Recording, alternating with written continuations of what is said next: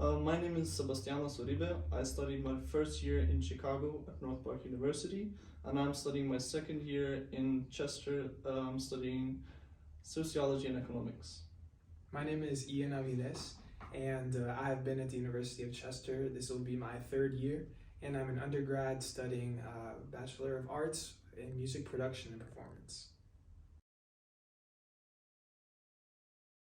So I'd say the first major difference between the UK and the US, for the most part, is that in general, in the US, you study for a period of 4 years, whereas here in the UK, it's 3 years typically. So honestly, I mean, it's more intriguing to come to the UK just because you get to save money on one extra year, and you also get to save time too, which is really valuable. And to add to that, so I did my first year in, as mentioned, in America, which was technically a second year in the US, but I still noticed that I did classes that were kind of outside my field of study, which was a great experience, of course, and yeah, benefits of that. But also maybe you just want to get straight to the point what you want to study. Yeah, exactly. Because in the US, your first 2 years are basically like foundation years. And so you're studying generic courses to just get credits. Whereas here in the UK, like you just said, you just go straight into whatever it is that you're going to study. So that is honestly where you're saving a lot of the time and money. All right, so there's also a major difference in scholarships between the US and the UK. So the UK does provide scholarships, but the amount is a lot smaller in comparison to the US for the most part. In the US, you can get several tens of thousands of dollars in scholarships per year, whereas in the UK, you probably won't really reach that amount at all. But I mean, it's honestly a hit or miss because in the US, you might also not get that scholarship money. And in general, school is pretty expensive in the United States. So, I mean, both of them have pros and cons. Now we can talk a bit about the like the medical and physios of the schools. So in that price in the US, the schools actually provide their own medical staff. So I could use it for like COVID tests, or get a plaster, or even get tested for, I think, different kind of diseases basically. And they also had an AT team, athletic team, which was if you had an injury or anything, you could go there. They could give you a massage. They could help you with your injury basically and get better. Whilst in the UK, we don't have that here at least, and you'll have to contact the NHS, which you pay a health surcharge for if you're an international student, and it's free to use, but it's more difficult to access it basically. You'll have to go to a hospital, book your appointments, things like that.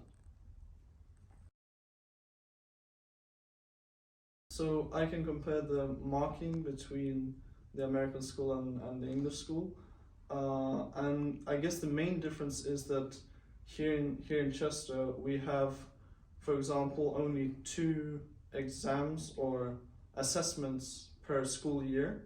So that would be 50% of your grade is dependent on your first assessment and the other 50% on the second assessment. So there are kind of huge essays or presentations that mean a lot, and you put a lot of work into it. Whilst in America we had a lot of like multiple choice questions. Some had essays, but they weren't as relevant. Like they counted maybe for 30% of your grade. And also we could do a big one is extra credit. So if you would maybe stay later and do extra homework, you would get extra points, and if you missed out on something, you could make up for those points basically. So if you're working in the US and UK as an international student, depending on your visa, you get only 20 hours a week, if we're not wrong, either if you're an international student in the US or in the UK. And both universities, from my experience, provide jobs at the university, which might be slightly more difficult to get because they're popular.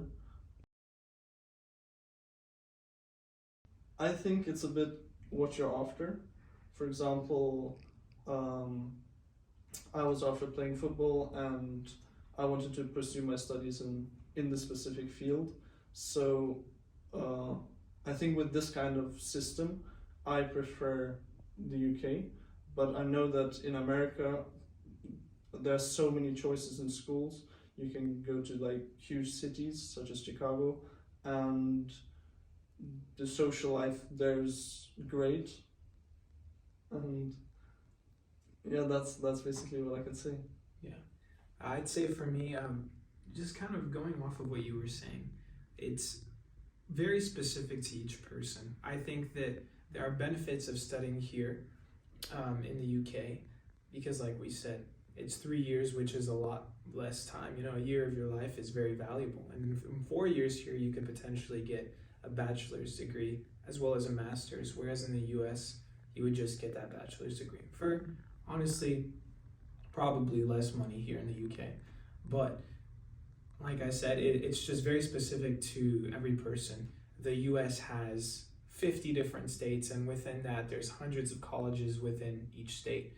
And so I think that it's very important to kind of see what you want to study and finding the program that best suits that, finding the environment that best suits you as well. So yeah, it's very different for each person. So I think that find the program that fits best for you, and I think that you'll probably be making the right decision.